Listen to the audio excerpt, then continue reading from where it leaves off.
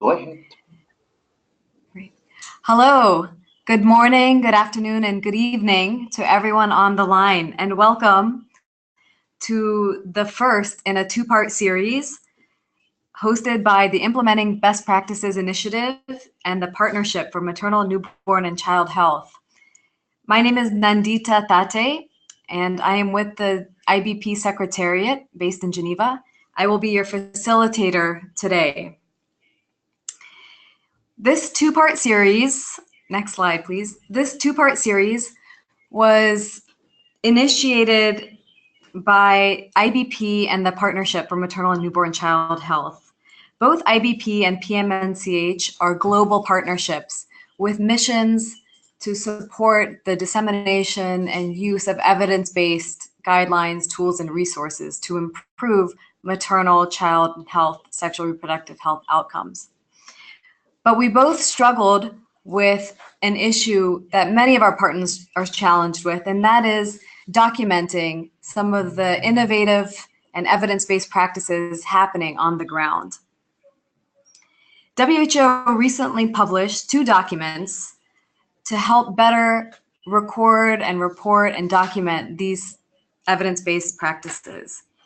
And this two-part series will feature both of them. For today's webinar series, we will feature the first guide called A Guide to Identifying and Documenting Best Practices in Family Planning Programs. This document was developed by WHO AFRO in partnership with IBP and a number of partners with support from the Gates Foundation Umbrella Grant. The second document is the Program Reporting Standards, and we will be hosting a webinar on that document in the next month or two, so stay tuned for that. And that was developed as well at WHO with support from the Alliance for Health System Strengthening. Next slide, please. Our agenda for today will be focused again on that first guide, the Guide to Documenting Best Practices in Family Planning. We will first hear from Åsa Kusin-Kill from WHO on the rationale for developing this guide and how to use the guide at a global level. We will then hear from 2 experts in the field. The first, Dr. Namadou Keita from the West Africa Health Organization, will share how he and his team has used the guide to help inform regional best practices and the good practice forums that are held in the West Africa region. Finally, we will hear a country example from Liliana Schmitz, who used the guide to document adolescent practices in Colombia. We will then open it up for question and answers.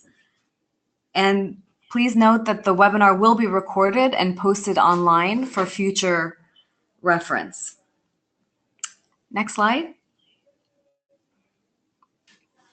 Really quickly, objectives of today's webinar and this webinar series are really to highlight these tools that can be used to better document programmatic and implementation experiences. We also use these webinars as a way to facilitate knowledge exchange about experiences and better understand and measure the process and programs in sexual and reproductive health and family planning. I would encourage all of our listeners to please submit questions using the question feature on the right-hand side of your screen. As I mentioned earlier, the webinar will be recorded and links will be shared. And please note also on the right-hand side of your screen are some handouts that you can download for your own reference. Okay, next slide, please. Again, I mentioned today's panelists, and I think with that, we will start with our first panelist, Åsa Kusin-Kill. Next slide, please. Åsa is a technical officer from the WHO's Department of Reproductive Health and Research. She has worked extensively on developing the WHO Reproductive Health Library and has conducted a number of workshops on evidence-based decision-making in reproductive health and supports the Implementing Best Practices initiative. She also worked heavily on the development of this guide and will be able to provide us some insights and tips on how best to use this guide in our work. Åsa, over to you. Thank you, Nandita, and good afternoon, good morning, and good evening to everyone. I will give you a little quick overview on the new guide to identify and documenting best practices in family planning programs. Next slide. The World Health Organization aims to promote and support expanded global efforts to enable people to protect their own health and to have access to and receive health services as needed.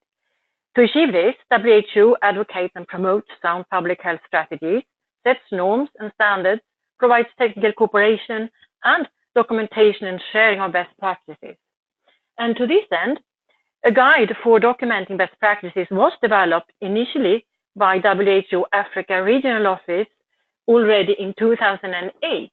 And that is the green cover you can see on the screen. And the guide is the guide for documenting and sharing best practices in health programs. This guide has been used in family planning and sexual and reproductive health programs in Africa, but was mainly limited to internal use and for reporting. So in 2015, WHO Implementing Best Practices Initiative and the West African Health Organization, WAHO, developed a template for documenting good practices. And this is what you can see on the left upper screen. I have a little screenshot of that template, so you can see what I'm talking about. And this template has been widely used in the ECOWAS, the West African region, to document programs and intervention that particularly helped to inform larger conferences and mainly the WAHO Good Practices forums that took place in 2015 and 2016 so far. And we hope it will continue to be used in future forums. My colleague, Dr. Madhukita from WAHO, will explain this a little bit in his presentation. The new WHO guide to identifying and documenting best practices in family planning, in the middle of the screen in red, includes also the template that you can see here for documenting good practices in an editable Word format and is downloadable from the website. And the new guide from the website, as I said, and the new guide is available in Annex 1 and 2. Based on the utilization and feedback received from countries and partners using these tools, there was a need to have a more comprehensive guide that also could include content on implementation and scale-up processes that could also be used by other countries and regions.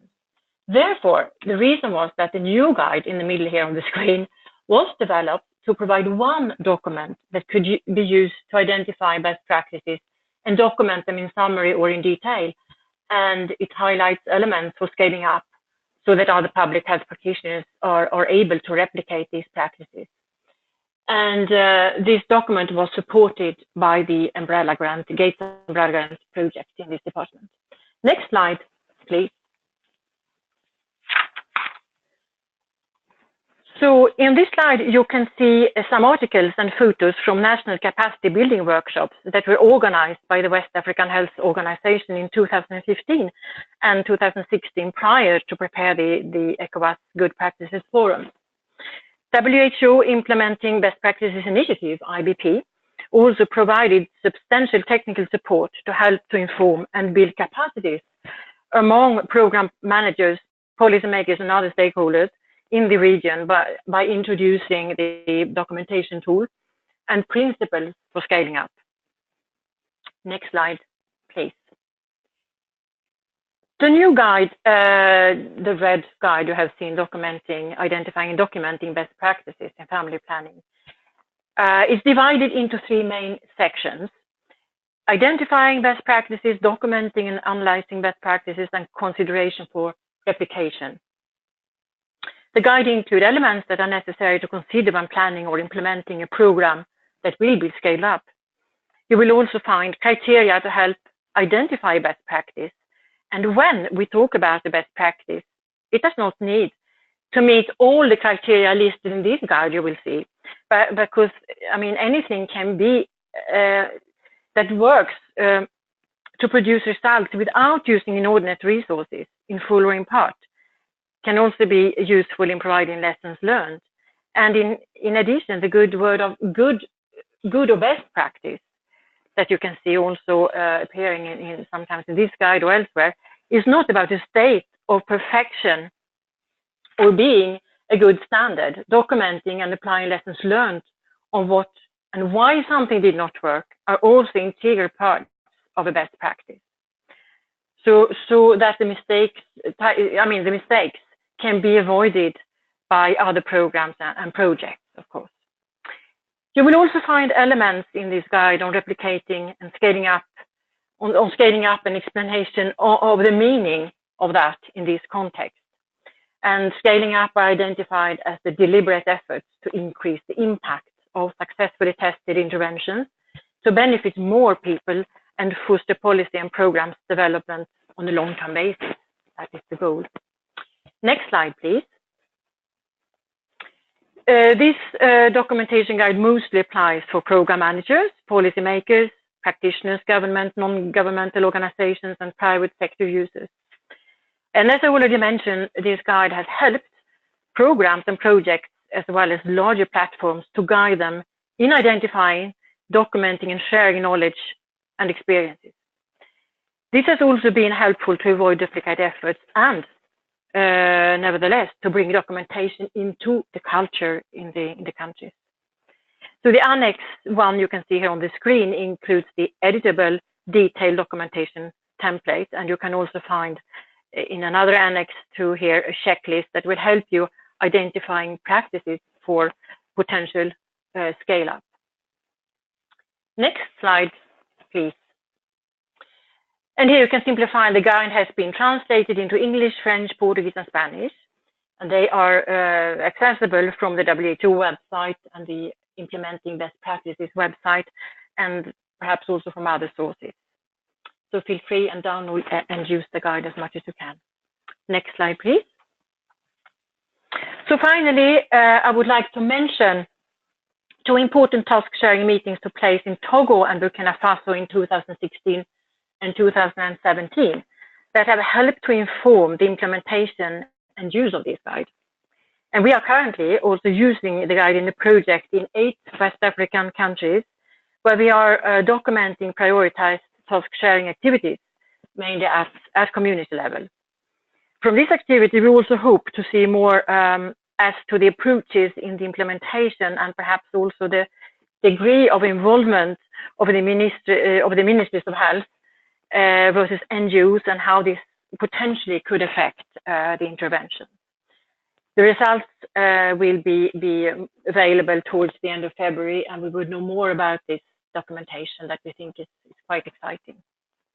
So with this little outline of the guide and the examples of where we have used it, I thank you very much for your attention and remain available for questions, and you are welcome to use the guide as much as you can. Thank you. Great.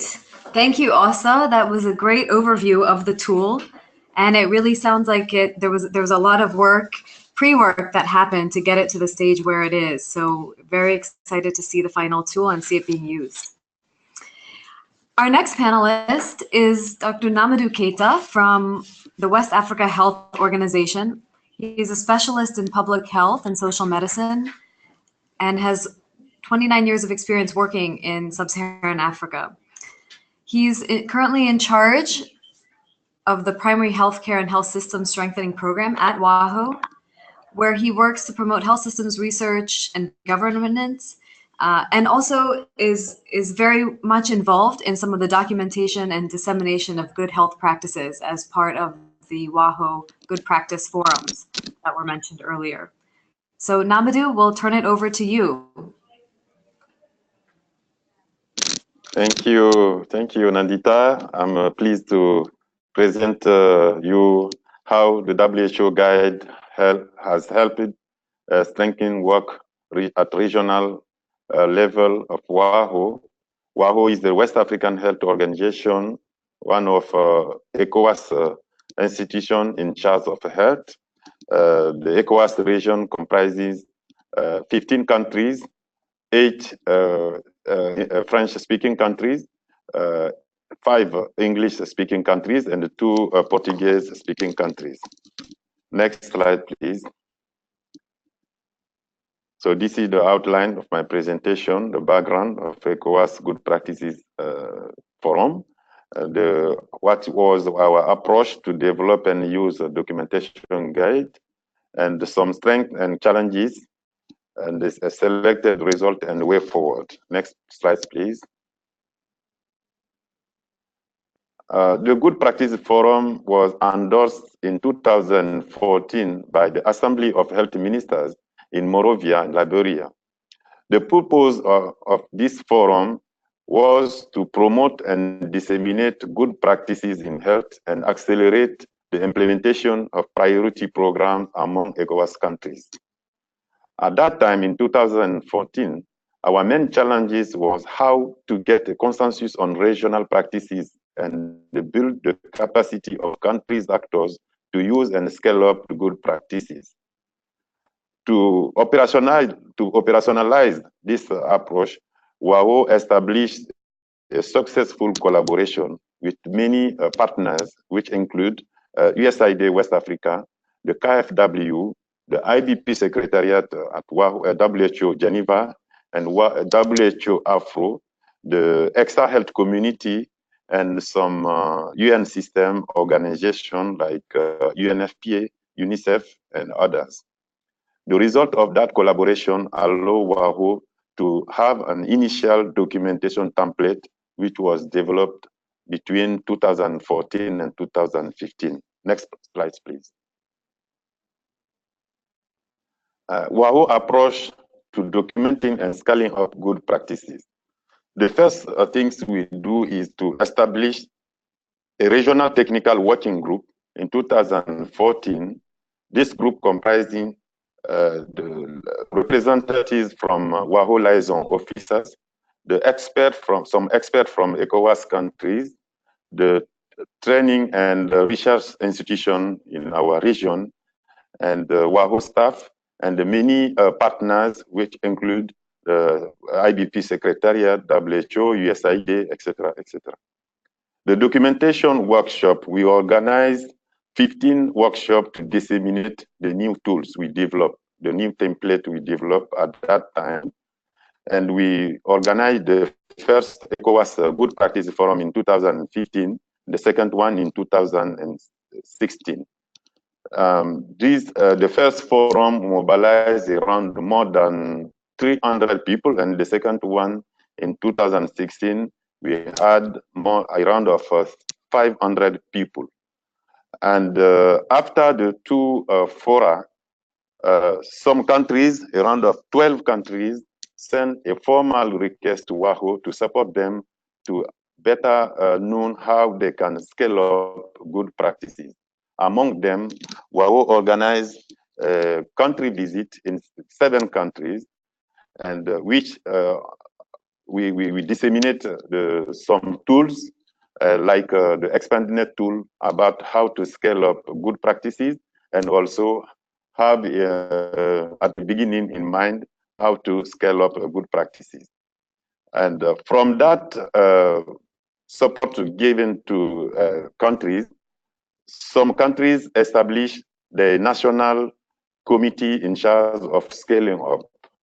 It was done by an act signed by the ministers of health. 4 of them, it was Burkina Faso, the Gambia, the Mali, and Togo. And from that period, they requested WAO to support them, to help them how they can implement the scaling up activities. And currently, WAO is supporting these 4 countries, and they already established the country national plan. At the same time, our approach also was to promote some recommendation and resolution from the good practices forum. And I will talk about some results on this. Next slide, please. Using the documentation guide to help inform the good practices forums. Of course, we have some strengths, which include the WAO documentation guide, which has an easier to use format. And during the dissemination workshop, the country actors evaluate the workshop, and most of them was very happy to have this template to document, identify and document good practices.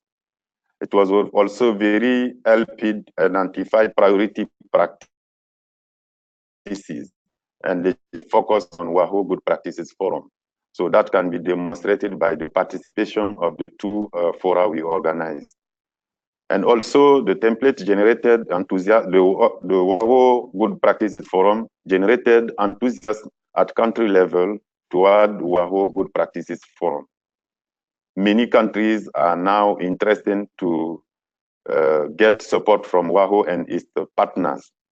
The Good Practices Forum related to task sharing and shifting also was identified during the two Good Practices Forum. But apart of this strength, we are facing some challenges. Some challenges are related to the need for more capacity building and coaching at country level, which include how to better understand using the WHO guide and expanded tool in terms of how to scale up good practices. Also, how to improve the quality of abstract associated to the Good Practices Forum of WAHO. How also the shifting and sharing activities. So most of best practices identified and presented during the two fora was related at community. So most of them related to task shifting. And also another challenge is how to coordinate and harmonize activity at international, regional level, and also at country level. So that can help WAHO to allow every country to use the same template, and so that we can collect information about how countries are using the templates and how we can also regularly update the template. Next slide, please.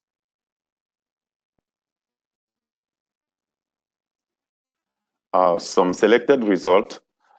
During the dissemination workshop in the 15 countries, we mobilized more than 900 health professionals, which include the national responsible for reproductive health and planning, family planning, and the local NGOs, and all technical and financial partners working at country level.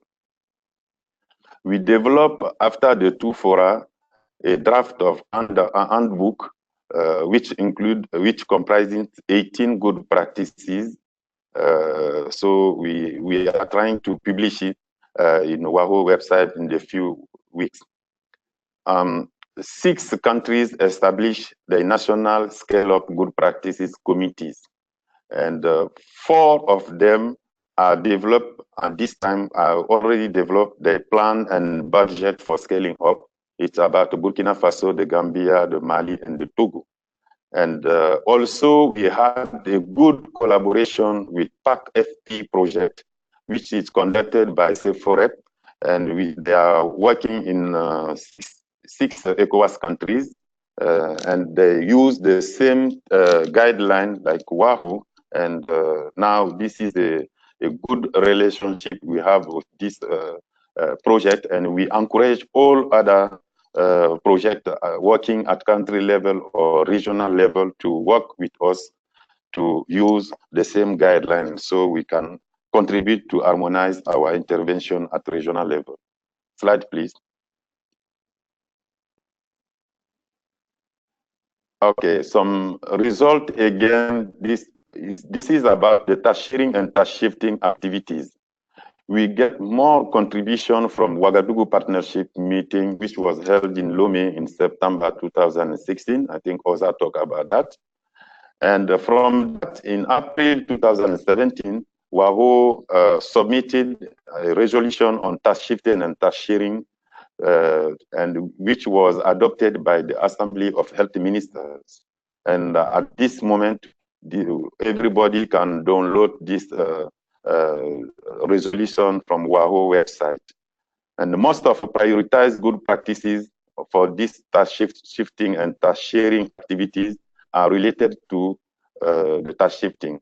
And the PAC-FP, in terms of post-abortion care, family planning, the community-based intervention, how to insert JADEL by matron, and the basic emergency obstetric neonatal care, etc., etc. So those are areas related to the task shifting activities, and WAHO is promoting now through our several meetings we organize, and all the WAHO professionals can talk about those activities during the workshop and the meeting we organize at regional level.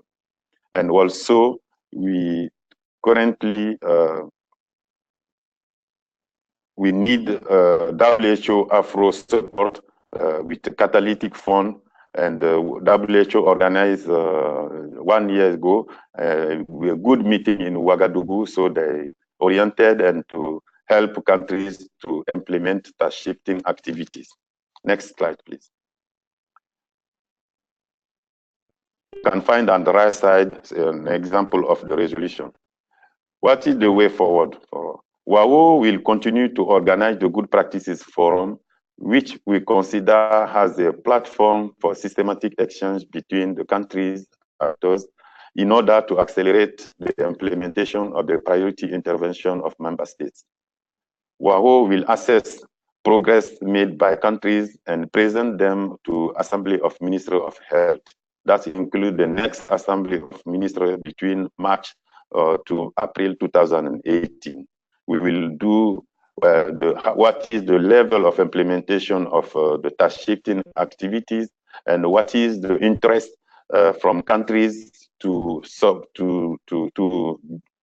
get the support from WAHO and from IBP partners, WHO and UNFPA, etc. So we will present the status of all the follow-up activities after the forum.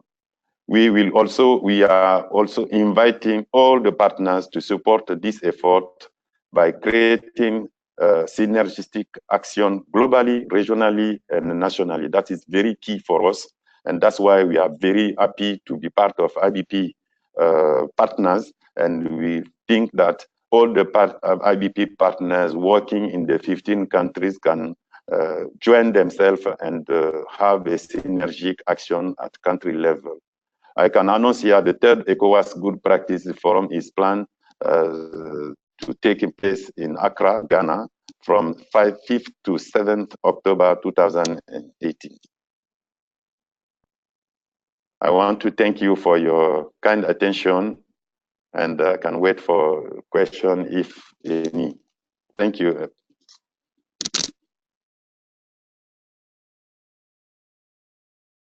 Great. Thank you, Namadou. That was an excellent presentation on a regional perspective from West Africa, and congratulations on the resolution. And we look forward to the next Good Practice Forum. Our final presentation is going to be led by Liliana Schmitz. Liliana is a consultant who's been working in organizational development, strategic partnerships, and research mobilizations for over 29 years. She's also worked previously at Pro Familia Colombia as the Project Advocacy and Alliances Manager. And Liliana will be presenting on using the documentation tool at a country level in Colombia. So Liliana, over to you. Good morning, everyone. First of all, I would like to thank Nandita and others from IBP for this opportunity to apply the WHO Guide to Document Best Practices. This story is about the documentation of the adolescent youth-friendly services in Colombia. Before telling the implementation story, let me share some facts about Colombia and the LAC region. LAC is the most unequal region in the world. According to the Economic Commission for Latin America and the Caribbean, in 2014, 28% of Latin Americans' population, while 28% of the population of America was affected by poverty, while extreme poverty rose to 12%. From a total of 41 countries in the LAC region, Colombia, with 48 million people, is the third most populated country and one of the most urbanized. 76% lives in urban areas. Despite the fact Colombia has served as a model for other countries since the mid-60s, the country, as well as the region, has an unfinished agenda in family planning. It is important to highlight that Colombia is no different from other countries. The public sector usually reports only what it has to report by law or regulation. In the private sector, there is a reluctance to share data as a management practice. We usually document the success, but not the failures or the challenges. Most of the knowledge resides with people. It's not transferred, and it doesn't become part of the system. Now, let me talk about experience. In general, people feel that there is a need for an easy-to-use documentation tool, usual to document quickly, intended to be easy to use, that fulfills a need to better document a good practice, facilitates also the exchange of experiences using a common language. Why is a guide like this important? Is an important tool for Colombia or for any country? The guide allows to follow a structure that provides the right knowledge for the right people. For example, it helps policymakers, advocates, and health system managers to improve health outcomes. It also promotes the generation and application of programmatic experience and maximizes the impact of knowledge through effective knowledge sharing. It also institutionalizes the documentation at the central level to formulate health policies and facilitate scale-up to decision makers, health professionals, communities that can access, utilize, and share knowledge of what works and also what did not work. Using the guide generate also some challenges. Let me mention some of them. First of all, the documentation process opens a debate on what constitutes a best practice. In addition, there is no culture or practice for sharing information and knowledge in a systematic manner. Usually, relevant information and knowledge mostly exist only in people's minds. A major challenge is also to get the right data or evidence that address and sustain the answers. And finally, to identify what did not work, the evidence of the lessons learned. Some reflections and way forward. During the documentation process, the implementers were able to review and reflect on their own experience and found it very useful. The tool is regarded as neutral and created a safe space for dialogue. The tool also provides the potential to transfer knowledge from the people for the institution to the institution. In other words, the tool helps to pass on the knowledge to those coming after us. To conclude with a few ways to move this process forward, let me share some next steps. We will review the documentation for an external reviewer, and we will create an executive summary and will disseminate and publish this experience in 2018. And just want to thank everyone who joined the webinar today.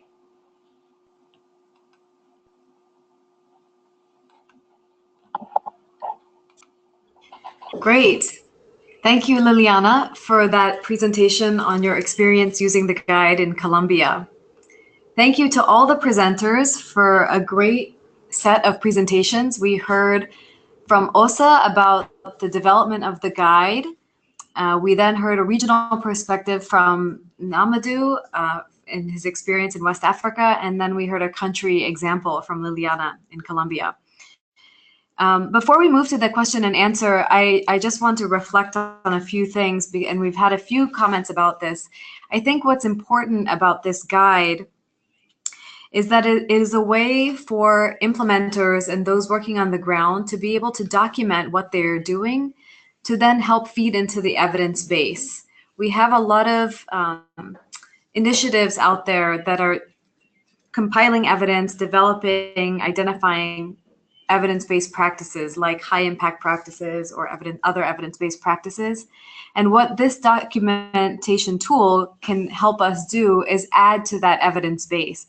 I think, Liliana, you mentioned in your presentation that a lot of the knowledge on the ground is with people and not in documents. And this is one way to move some of that implementation experience into the written evidence base. So with that, I'd like to open it up to some questions. We've got a few questions here. And those of you who are listening, if you have questions, again, please feel free to submit them. And if you can, address to whom your question is for.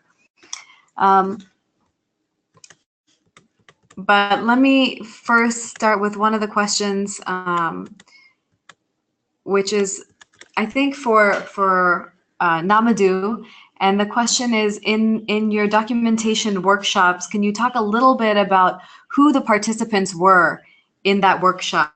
Because I think often what happens is it's important to have the right people in the room to document accurately, and some additional insight on who the participants were and how you were able to mobilize them to document and then take this work forward. Namadou? Yeah, thank you. All our country dissemination workshop, we invite country to invite the key actors from the Ministry of Health at central level, regional or district level, who are involved in the reproductive and family planning activities.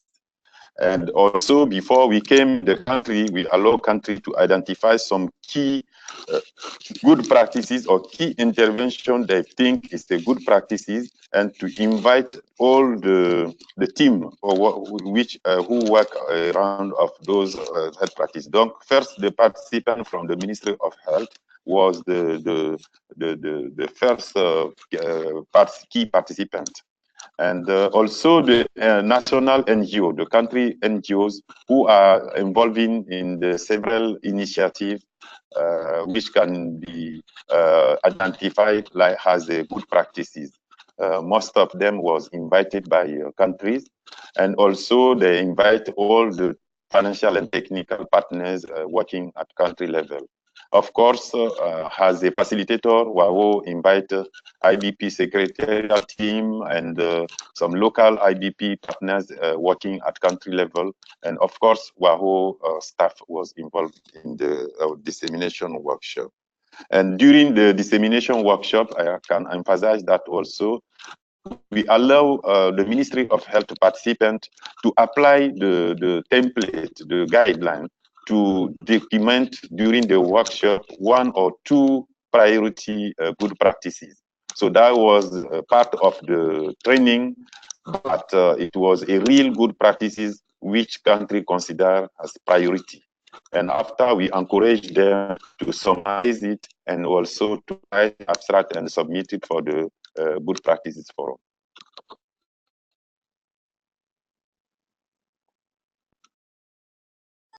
Great. Thank you, Namadou.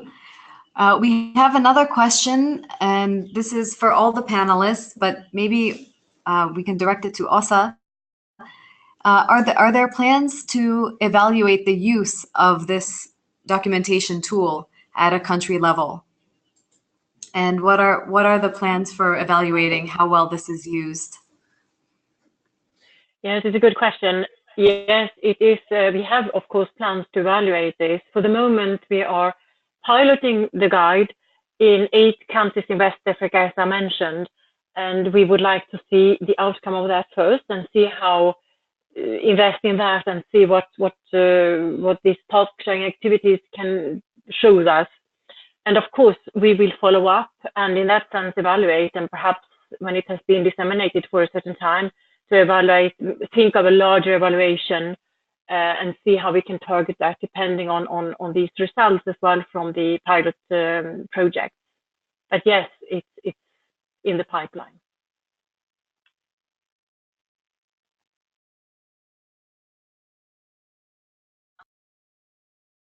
Great, thank you.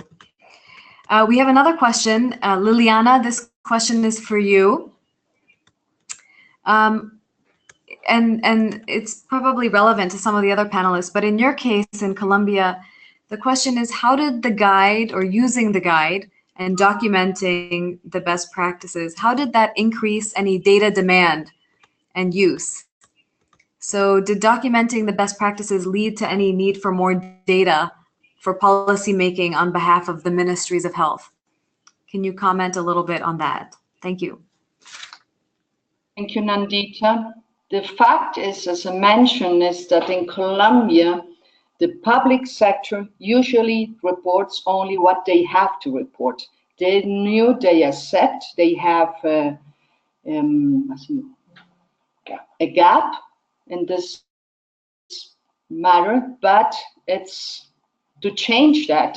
It takes a while. It takes has to made maybe to change the process in Colombia, but it's, I don't know why, but it's like in the private sector.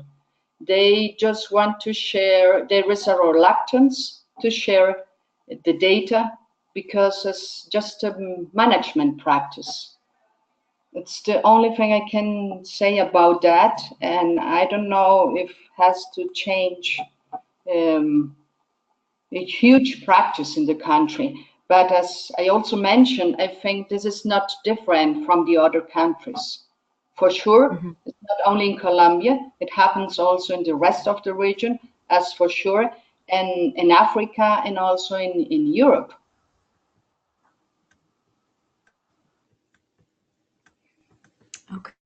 Okay. Great, thank you. We have another question, and maybe I'll ask Namadou or Osa, or maybe all of you can comment from your personal experiences. And the question is, when you were using the documentation tool, how did the implementers react to having to document? Because in many instances, many of our partners are already doing a lot of the work and in some way documenting. So what was the reaction from implementers on using the tool? Did they find it easy to use? Did they find it complicated? Some insight on the implementer perspective. Osa, why don't I start with you? Thank you, Nandita. I have myself taken part in a documentation exercise for WAHO in 2015, I think, to document in Togo. We were sitting and using the guide with the ministry and partners, and UN, UNFPA, and other stakeholders were around. The tool was, and also what we do now in West Africa, the feedback I get and the experience I have with it, it's a user-friendly tool. They like it. They think the idea is great. To not store things in the drawers, what is worth to share. We have to get it out. At the same time, it requires some work. It's not easy. It's not an easy exercise to do an in-depth documentation, because it needs to get some assessment and in research on studies and the evidence behind. So it takes some time, but it's worthwhile to do it. Of course, it can be done at different levels depending on the purpose of this documentation. But a real in-depth documentation of activities that would give some more in-depth feedback takes some time and needs some investment. But the tool per se were perceived, in my experience, as user-friendly. Thank you. Something? May I add something? Okay, from my side, I think some reaction from practitioners who use the guideline. In many countries, using the guideline, emphasized the fact that they realized at the national level, the actors from Ministry of Health at central level, they realized that many initiatives which became good practices were initiated without some deeply consideration for the institutionalization. And the good showed that because of some question for items, if the people who initiate the good practices at the beginning, they didn't involve all stakeholders, and some insufficiency was emphasized during the application of the guideline. And other difficulty for the first time, the actors who use the guideline, sometimes there are 2 or 3, and using the guideline showed that it's very important to have a comprehensive team. Everyone who was involved in the documentation need to be here and have a round of table to discuss about the several items and write what really happened. And so that that difficulty in the field is very important.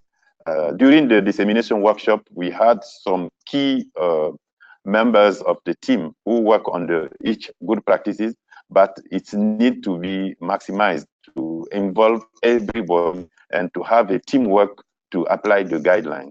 So that was some reaction we can emphasize here.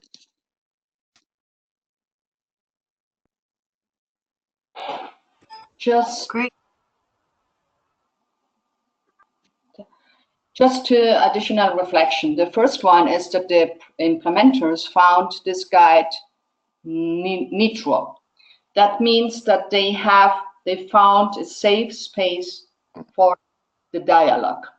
The second one is that they found that this guide gave them the chance, the opportunity to transfer the knowledge from the people to the institution in the inside, from the central level to the regional level, and also to different institutions.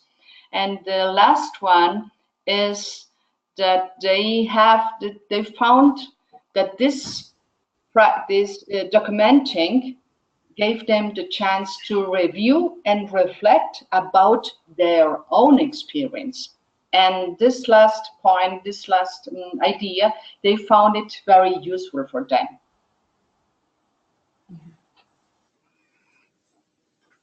Great. Thank you. Thank you, everyone, for your reflections.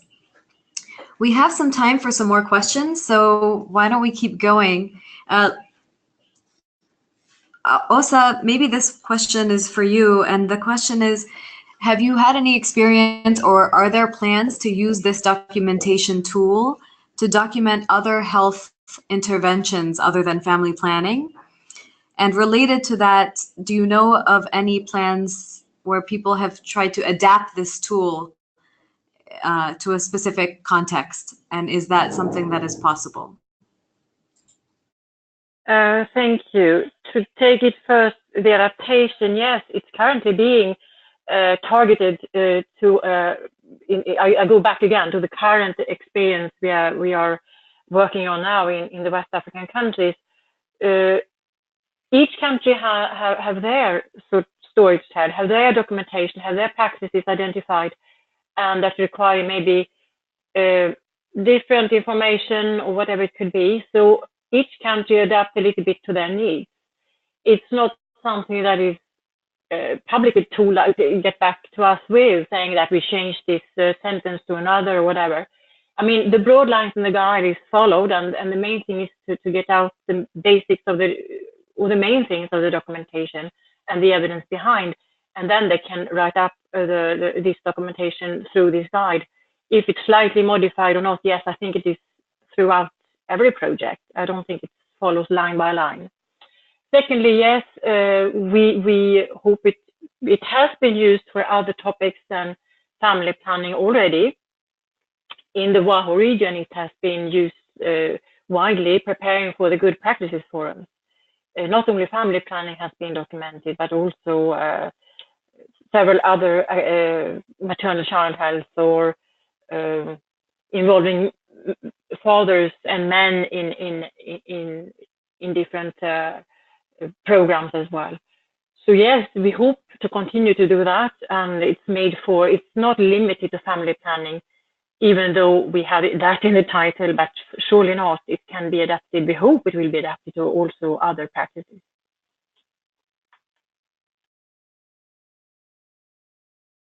Great. Thank you. We have another question for Liliana, but again, perhaps others can comment as well. Liliana, you showed a number of other tools in your slide in addition to the documentation tool. And the question is, how did you use this tool in relation with some of the other tools that you showed to document the adolescent youth-friendly services in Colombia?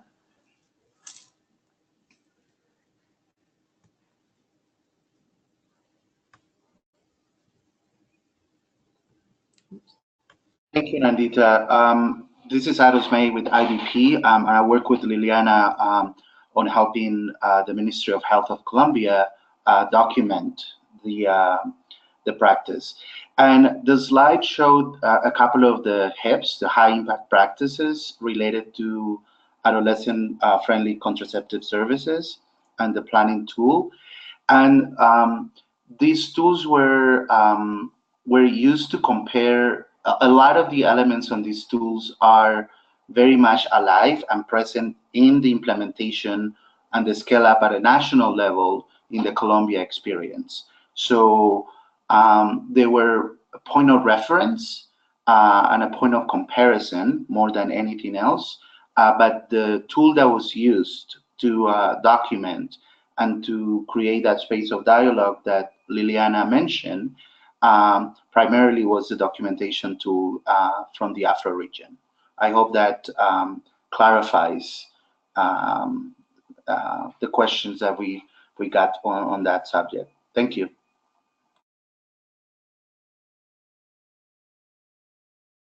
Great. Thank you. And I think that is a very helpful clarification. And I think the point that all three of our presenters made is that this tool is purposefully made to be flexible, to really hear from implementers and allow that implementation experiential evidence to be collected in a way that can then be used to inform a larger evidence base. So the guide is purposefully created to allow for some of that flexibility, which I think is one of its strengths. I think maybe to wrap up, we have one more question maybe for Osa.